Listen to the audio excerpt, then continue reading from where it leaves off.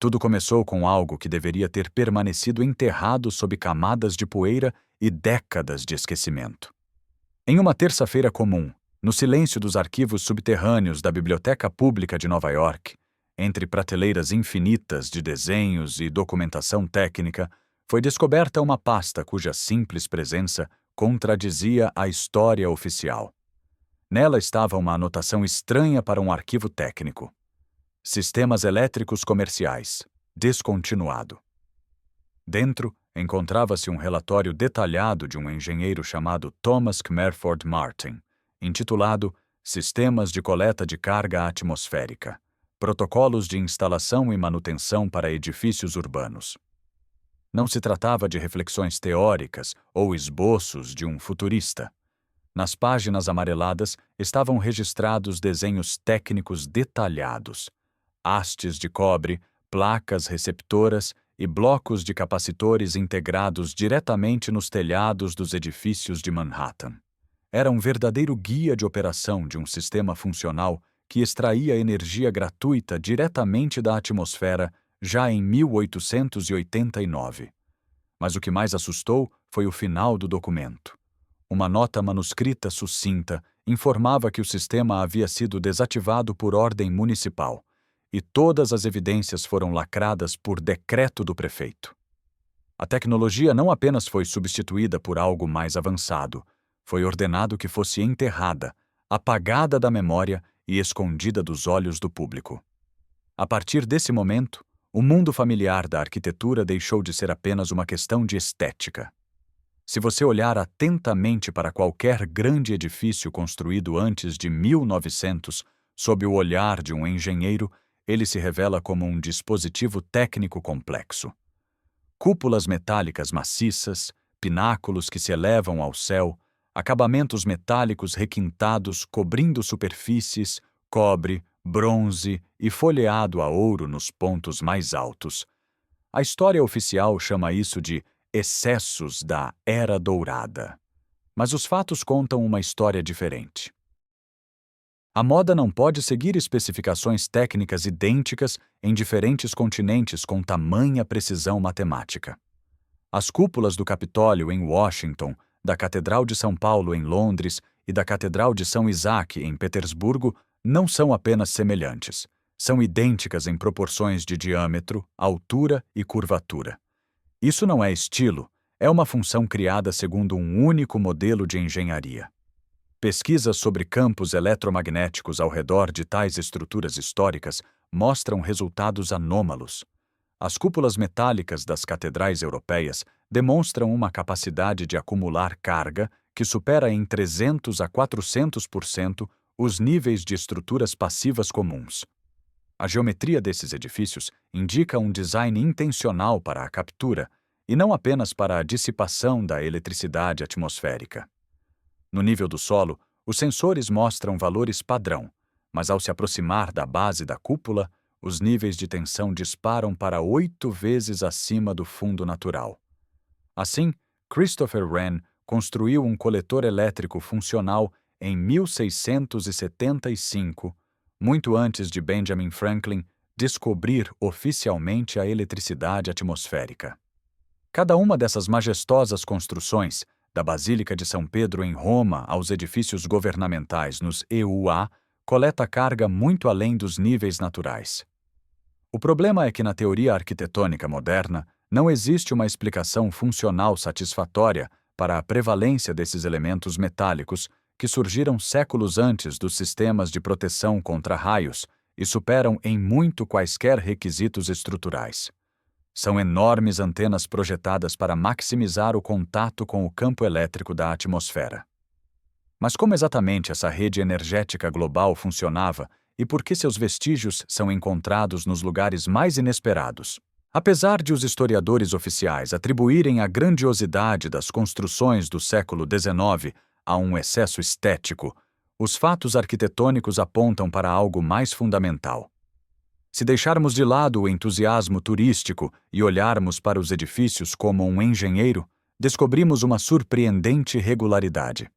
Em todo o mundo, foram erguidos edifícios que seguem um único regulamento técnico. Isso não é apenas um estilo arquitetônico, é uma rede energética funcional, disfarçada sob templos e palácios administrativos.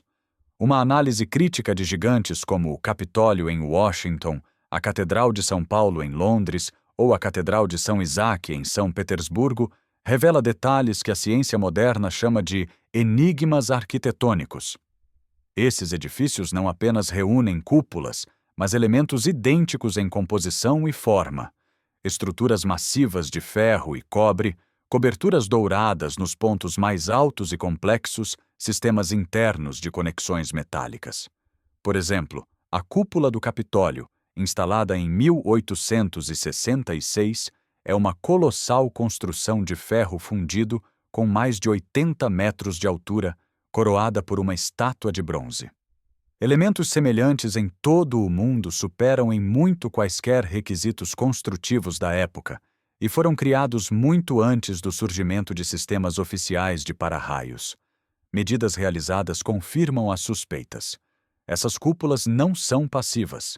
Pesquisas modernas mostram que as estruturas metálicas das catedrais são capazes de acumular carga elétrica, superando em 300 a 400% os valores esperados para construções comuns. A geometria da cúpula da Catedral de São Isaac, ou da Basílica de São Pedro, em Roma, está perfeitamente ajustada para capturar eletricidade atmosférica.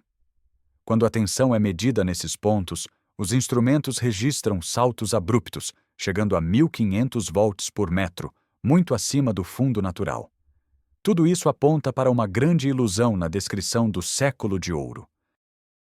Falam-nos de ferramentas primitivas e trabalho manual, mas a identidade matemática dos edifícios em diferentes continentes, desde a proporção entre o diâmetro da cúpula e sua altura até a localização das torres, indica a existência de um único modelo de engenharia global. A velocidade com que esses complexos objetos surgiram ao redor do mundo entre 1850 e 1920 ultrapassa as possibilidades logísticas e de comunicação da época. A impressão que se tem é que essas estruturas não foram construídas do zero dentro de uma tendência da moda, mas restauradas ou reconfiguradas a partir de projetos de uma civilização muito mais avançada que conhecia o segredo de extrair energia do próprio ar. O que costumamos considerar uma luxuosa decoração era, na verdade, o ápice do progresso tecnológico que foi conscientemente apagado dos livros de história. Uma força invisível, preenchendo a atmosfera, permaneceu por décadas como objeto de estudo minucioso, cujos resultados nunca se tornaram de domínio público. No início do século XXI, o engenheiro elétrico Dr. Andrew Hall conduziu uma pesquisa abrangente sobre campos eletromagnéticos ao redor de edifícios históricos. Suas conclusões, publicadas em uma revista científica especializada, são impressionantes. As estruturas metálicas em cúpulas de catedrais antigas demonstram uma capacidade de acumulação de carga que é de 3 a 4 vezes superior a qualquer valor calculado para construções comuns. Isso não é um efeito físico aleatório, mas o resultado de um cálculo de engenharia preciso, voltado para a captura, e não apenas para a simples dispersão da eletricidade atmosférica. Medições práticas confirmam essa atividade oculta. Um dispositivo comum para medir o potencial elétrico no ar mostra valores padrão nas ruas da cidade, cerca de 150 volts por metro. No entanto, ao se aproximar da base das antigas cúpulas, os números mudam drasticamente. Na base da cúpula da Catedral de São Paulo, os instrumentos registram 1.200 volts por metro, o que é 8 vezes superior ao fundo natural. Dados semelhantes vêm de outros gigantes arquitetônicos. O Capitólio em Washington gera um campo de 1.100 volts por metro. A Basílica de São Pedro em Roma atinge 1.300 volts, enquanto a Catedral de São Isaac em São Petersburgo alcança 1.500 volts por metro. Todas essas estruturas funcionam como colossais coletores de energia, construídas muito antes de a humanidade aprender oficialmente a utilizá-la. Até mesmo os historiadores de arquitetura mais reconhecidos em suas obras reconhecem a presença de elementos misteriosos. A prevalência de grandes detalhes metálicos no topo de edifícios construídos antes de 1900 permanece inexplicável sob a perspectiva da teoria clássica. Esses elementos superam significativamente qualquer necessidade construtiva e surgiram séculos antes do reconhecimento oficial dos sistemas de proteção contra raios. A ciência oficial, na verdade, admite sua impotência ao declarar a falta de uma explicação satisfatória para a funcionalidade de tais construções. Entretanto, a resposta está em documentos que permaneceram nas sombras por muito tempo. No início do século XX, Nikola Tesla registrou uma patente para um aparelho de uso de energia radiante, onde indicou diretamente um fato há muito conhecido. A atmosfera terrestre está carregada de eletricidade, e entre a Terra e os pontos elevados existe uma enorme diferença de potencial. O mais importante em seu reconhecimento são as palavras sobre o fato de que esse princípio já foi aplicado na prática de várias maneiras, embora não tenha sido amplamente divulgado. Existiam sistemas operacionais em que edifícios públicos utilizavam cargas atmosféricas para iluminação interna, empregando hastes de cobre nos telhados e acumuladores especiais nos porões. Essas tecnologias funcionavam de maneira eficaz, mas sua ampla disseminação foi limitada não por questões técnicas, mas puramente comerciais. O sistema que fornecia energia do ar não podia ser colocado em um medidor, e foi exatamente isso que selou seu destino. Quer saber como os interesses financeiros dos maiores magnatas transformaram um avanço tecnológico em uma zona proibida, e por que o projeto de fornecer ao mundo energia gratuita foi fisicamente destruído? A verdadeira razão para o desaparecimento dessas tecnologias não está em sua imperfeição, mas sim em sua eficácia. Em 1903, Nikola Tesla estava erguendo em Long Island a Torre Wardenclyffe, uma estrutura com quase 60 metros de altura, coroada por uma cúpula de cobre de 55 toneladas e com fundações que se estendiam 36 metros para dentro da rocha. Oficialmente era uma estação de comunicação sem fio, mas os planos técnicos revelavam algo diferente. Um sistema de transmissão de energia através do ressonância atmosférica. O projeto foi financiado por J.P. Morgan, que investiu uma quantia equivalente a modernos $5 milhões. No entanto, tudo mudou quando Tesla cometeu um erro fatal ao confessar ao investidor, em uma carta, que seu sistema permitiria obter energia em quantidades ilimitadas em qualquer ponto do planeta, gratuitamente para todos. A reação foi imediata. Morgan, cujo capital estava indissoluvelmente ligado à General Electric, Westinghouse e ao modelo de consumo pago de recursos, interrompeu o financiamento com uma breve carta. Para ele e seus parceiros de negócios, a energia gratuita representava uma ameaça à existência de toda uma indústria avaliada em centenas de bilhões de dólares. Como resultado, a torre inacabada foi desmontada e vendida como sucata em 1917. Mas Morgan não foi o pioneiro nessa estratégia de supressão. Ele apenas aplicou um método que já havia sido utilizado muito antes dele. As pistas de uma limpeza energética global levam à Exposição Mundial de 1893 em Chicago, conhecida como a Cidade Branca.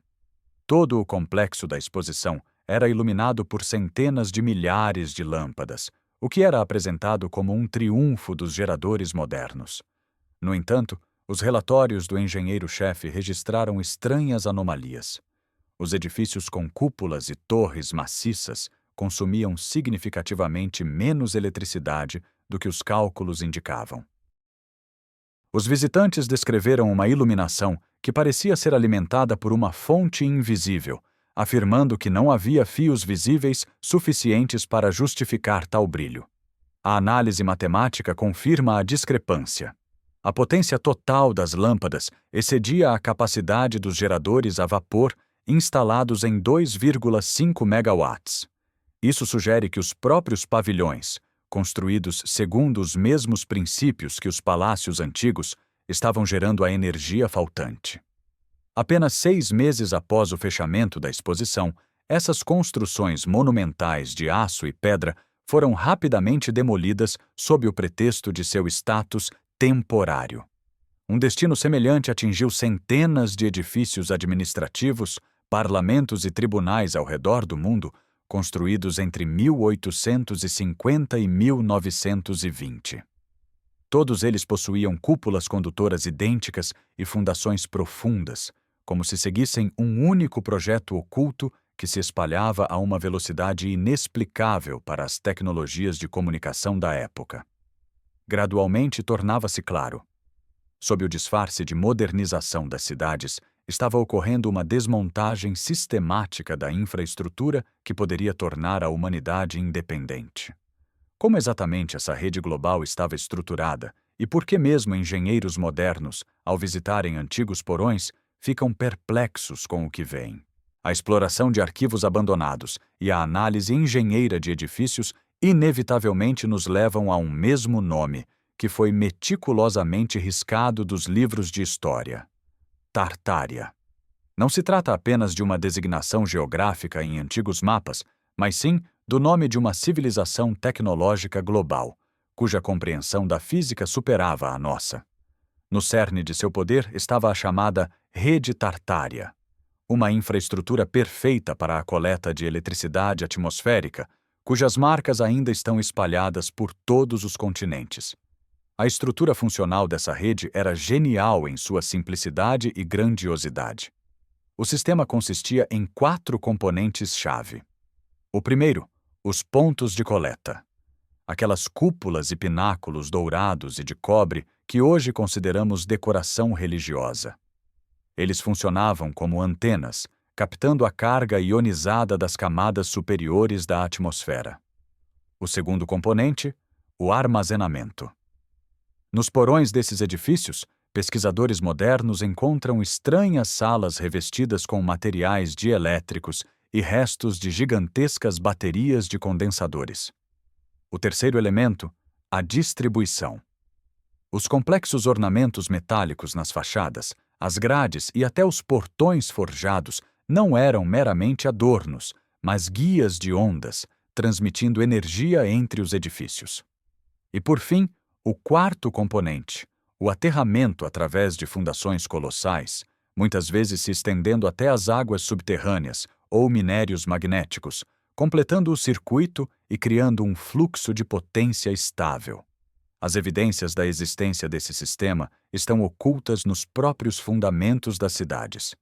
Em porões de antigos centros administrativos ao redor do mundo, da Europa à Sibéria e América, são descobertas salas de cobre e maciços blocos de minério magnético, cuja finalidade a história oficial ignora.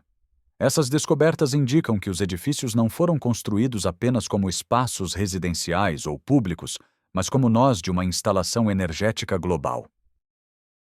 Tartária não era apenas um império de territórios, mas sim um império de tecnologias, onde cada cidade funcionava como uma usina elétrica autossuficiente, sem a necessidade de queima de carvão ou petróleo. A questão mais assustadora é: por que os governos modernos e as instituições científicas resistem tão ferozmente ao reconhecimento desse fato? A resposta reside na magnitude da perda. Admitir a existência das tecnologias de Tartária significa reconhecer que, nos últimos 100 anos, a humanidade foi intencionalmente guiada por um caminho de recursos energéticos pagos e poluentes. A limpeza das informações foi total, desde a reescrita de enciclopédias até a destruição física de nós-chave da rede. O que hoje chamamos de patrimônio histórico são apenas os restos desenergizados de um grande organismo que outrora fornecia ao mundo energia inesgotável do próprio ar. Mas como exatamente ocorreu essa limpeza? Por que cidades que zuniam de eletricidade de repente silenciaram? E quais eventos do século XX serviram como cobertura para o maior roubo da história da humanidade? O processo de desmontagem da infraestrutura energética global não foi um ato isolado. Foi uma campanha metódica, estendida por décadas, disfarçada como progresso técnico natural e renovação urbana. Quando o antigo sistema foi declarado ilegal, as cidades enfrentaram uma onda de reconstruções, que na verdade eram remoções cirúrgicas de pontos-chave da rede atmosférica. Os edifícios mais majestosos, que literalmente zumbiam com o excesso de carga estática acumulada, começaram a desaparecer dos mapas sob os mais variados pretextos. Um exemplo chocante dessa limpeza foi a história da estação Pensilvânia, em Nova York. Essa grandiosa construção de granito rosa, com enormes abóbadas e uma abundância de estruturas metálicas, tinha uma peculiaridade estranha. Trabalhadores e passageiros frequentemente mencionavam uma leve sensação de formigamento ao tocar os corrimãos e um zumbido quase imperceptível vindo dos andares superiores em dias de tempestade. Em 1963, apesar dos protestos de arquitetos e do público, essa maravilha da engenharia foi demolida. A razão oficial foi a falta de viabilidade econômica, mas o verdadeiro objetivo se revelou durante a demolição. Sob a fundação, foi encontrada uma extensa rede de barras de cobre e câmaras isoladas estranhas, que não tinham relação alguma com aquecimento a vapor ou esgoto. Um destino semelhante atingiu o Cidade Branca, em Chicago. Construído como um complexo expositivo temporário, na verdade, ele demonstrava as capacidades de uma civilização que não conhecia a escassez de energia.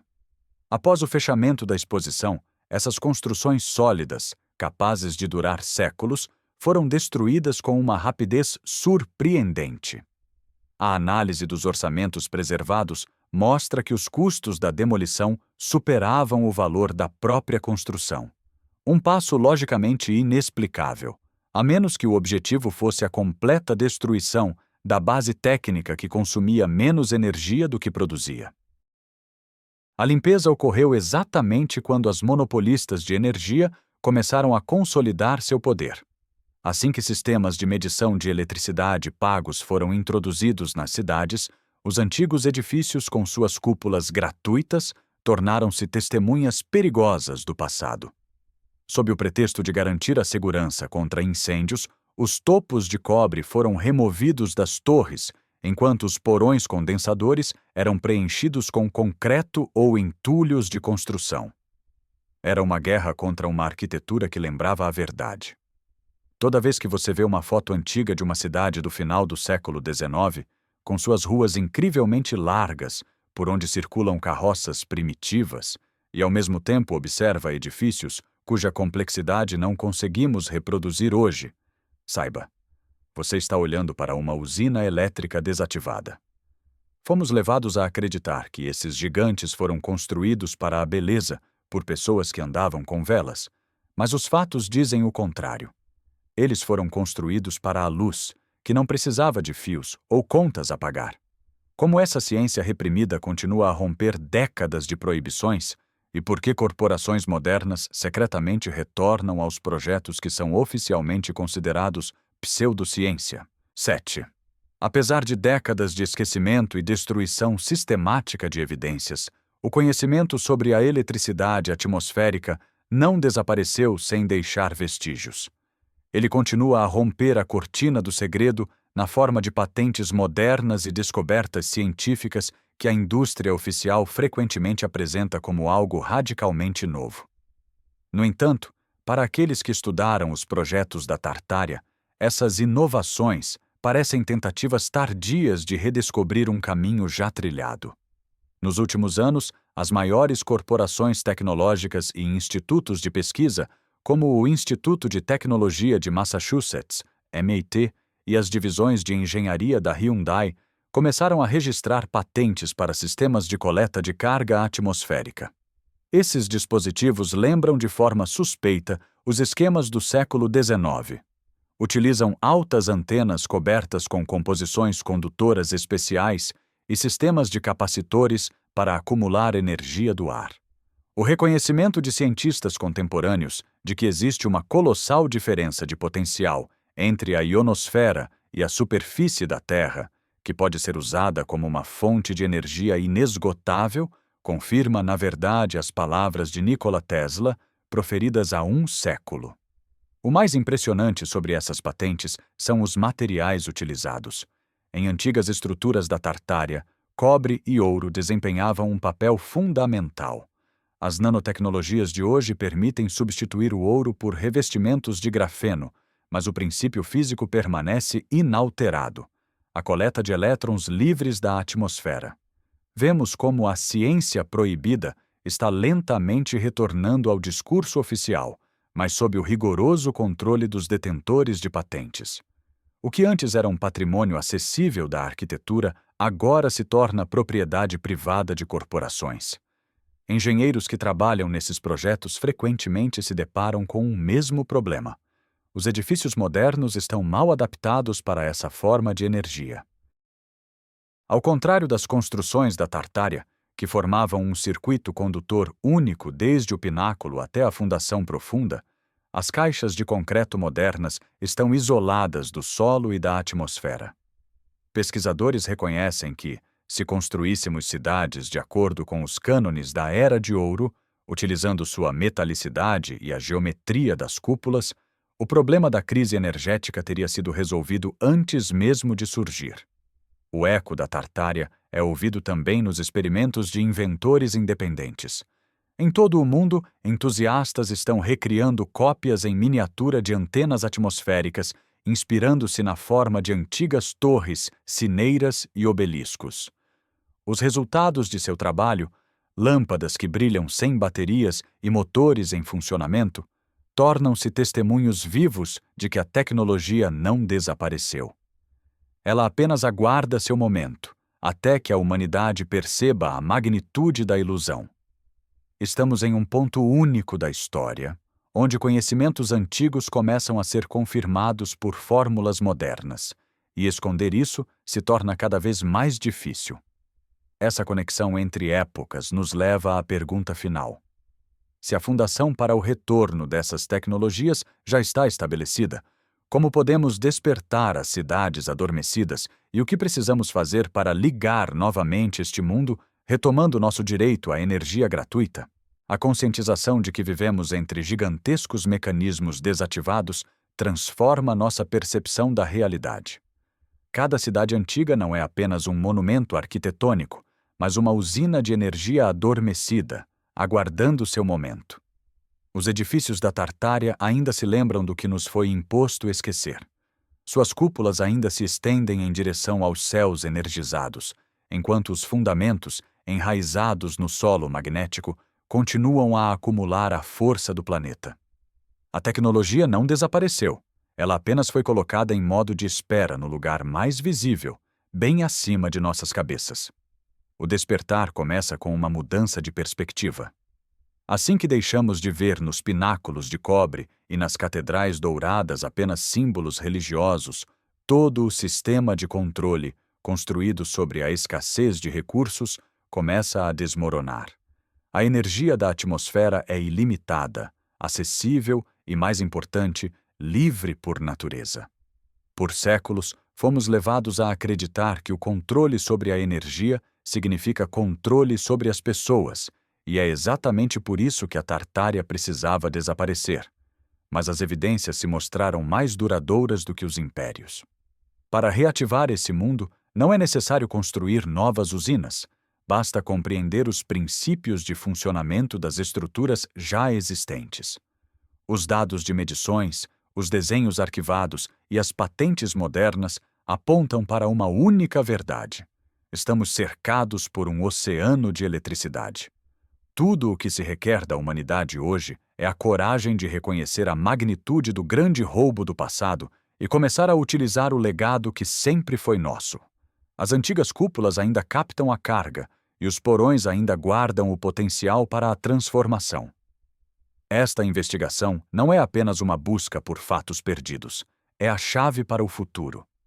Assim que uma massa crítica de pessoas entender que a energia foi e continua sendo um direito gratuito de cada habitante da Terra, a monopólio sobre os recursos cairá. Estamos de pé sobre as ruínas de uma civilização que não conhecia contas de luz e guerras por petróleo. E essas ruínas não são apenas pedras, são os desenhos da nossa futura liberdade. Precisamos apenas lembrar como acionar o interruptor que os engenheiros tartários nos deixaram como herança. O mundo está pronto para o despertar, e a luz que um dia iluminou as ruas das cidades brancas está prestes a brilhar novamente. Tudo o que precisamos fazer é parar de fechar os olhos para o óbvio. A história vive quando é contada. Inscreva-se no canal.